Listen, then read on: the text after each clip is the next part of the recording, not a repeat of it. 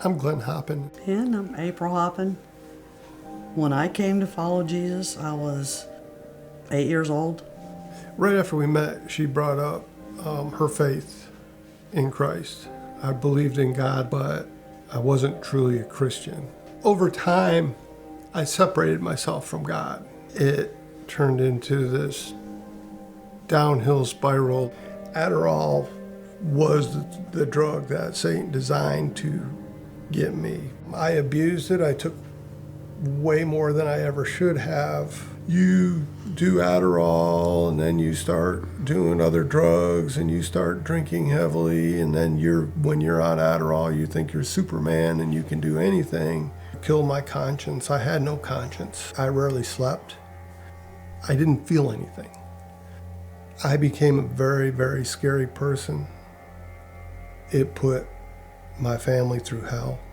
I was all jacked up on Adderall, and she was helping me clean shrimp.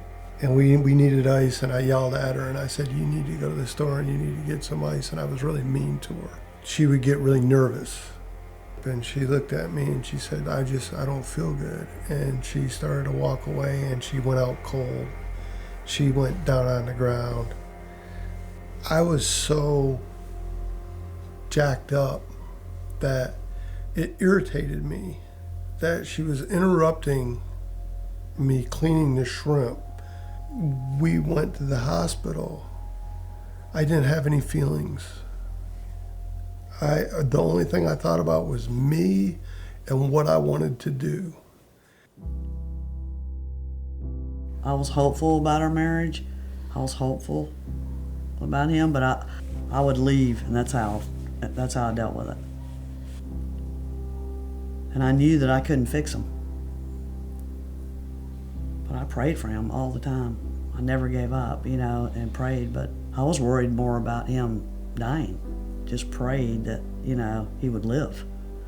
It was really hard for our kids, and their relationship with their dad was really strained. It was really tough. But, they love their dad. I white-knuckled Adderall because I knew it was going to kill me. I was having severe chest pains. And then April and I started walking through everything that happened. I remember several times I'm laying in bed at night and she's telling me how bad I hurt her and what I did. I was listening to it and I was looking at her and I was thinking, this woman went through this and she never left me. And I don't know why she never left me. Everything that I'd done and everything that's happened, I didn't think my marriage could survive. I felt like I didn't deserve anything because of it. I couldn't even look in the mirror. I couldn't even face myself. And every time I looked at April, the only thing I felt was shame.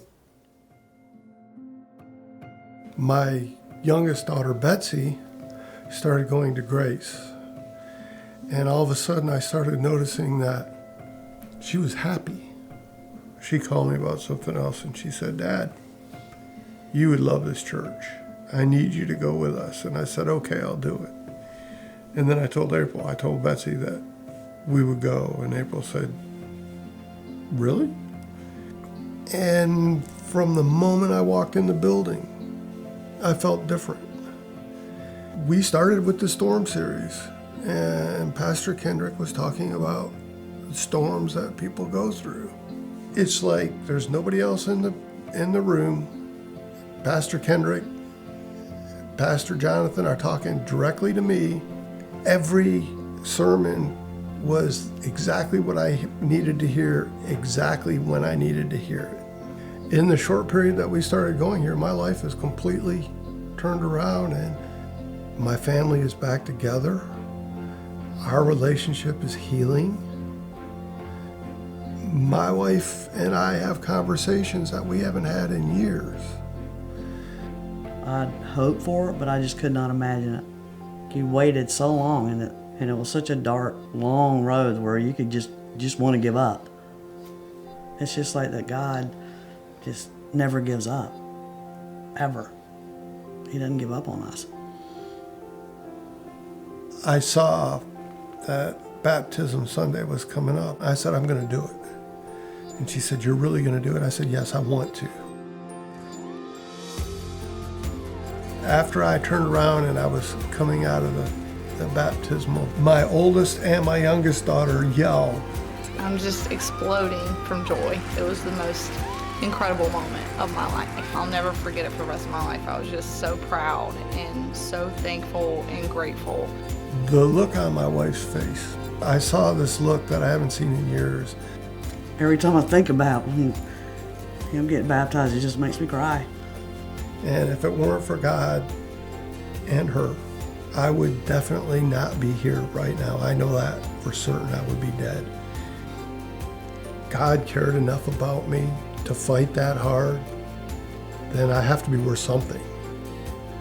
Now I'm going to spend the rest of my life dedicating my life to God and my family, like I always should have.